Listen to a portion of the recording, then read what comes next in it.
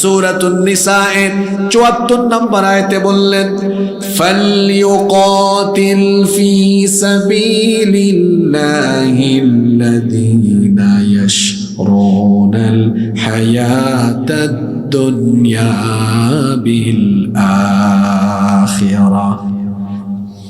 দুনিয়ার জীবনের বিনিময়ে যারা আখিরাতকে ক্রয় করে নিয়েছে, তাদের উচিত হলো তারা আল্লাহর পথে লড়াই করবে।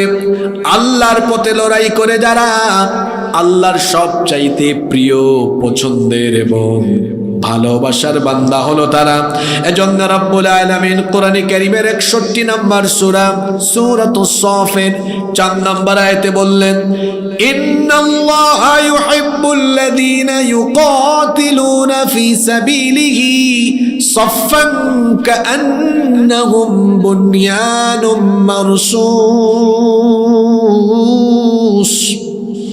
নিশ্চয়ই আল্লাহর পথে সীসা ঢালা প্রাচীরের মতো ঐক্যবদ্ধ হয়ে লড়াই করে যারা আল্লাহর সবচাইতে প্রিয় এবং পছন্দের বান্দা হলো তারা।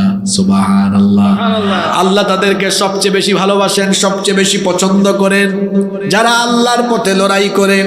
আর এই পথে লড়াই করলে যদি কেউ জীবন দিয়ে দেয় অথবা সে যদি বেঁচেও থাকে, আল্লাহ তাদের ব্যাপারে বলছেন কোরআনুল কারীমের 4 নম্বর সূরা সূরাতুন নিসা এর ৭৪ নম্বর আয়াতে আল্লাহ বলছেন, ওয়া মান ইউকাতিল ফি সাবিলিল্লাহি ফায়ুকতাল আও ইয়াগলিব ফাসাউফা নুতিহি আজরান আযীমা।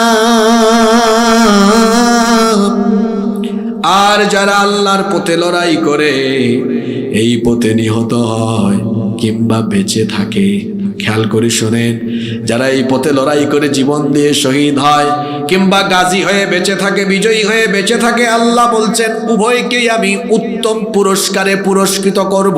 সুবহানাল্লাহ।